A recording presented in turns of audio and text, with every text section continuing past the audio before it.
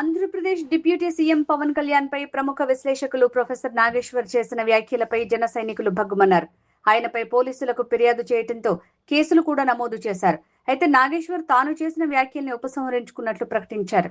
Janasena party కూడా professor Nageshwar తన వ్యాఖ్యల్ని వెనక్కి తీసుకోవడంతో ఇంతటితో ఈ వివాదానికి ముగింపు పలికామని ప్రకటించారు.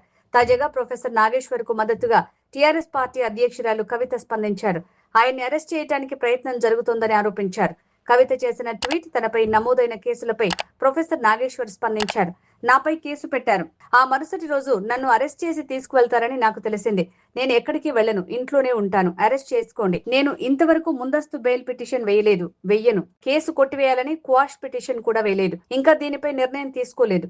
నేను అరెస్టుకు సిద్ధం. చేసుకోండి. నా జీవితంలో అన్ని అనుభవాలు ఉన్నాయి.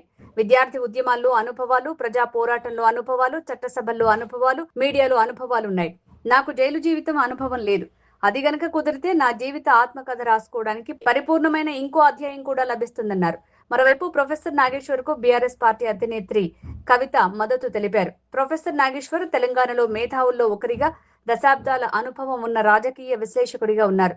ఆయన పదునైన విశ్లేషణ ఎల్లప్పుడూ పార్టీలకు అతీతంగా ఉంటాయి. గతంలో చాలాసార్లు నా గురించి ఆయన చెప్పిన చాలా విషయాలతో నేను వ్యక్తిగతంగా విభేదించి ఉండొచ్చు. అయినా మనకు రాజ్యాంగబద్ధంగా వచ్చిన వాక్ స్వాతంత్ర్యాన్ని కాపాడుకోవాలి. పోలీసులు ఆయనపై కేసులు పెట్టడం పూర్తిగా ఆమోదయోగ్యం కాదు. తెలంగాణ రక్షణ సేన ప్రొఫెసర్ కు అండగా నిలుస్తుంది.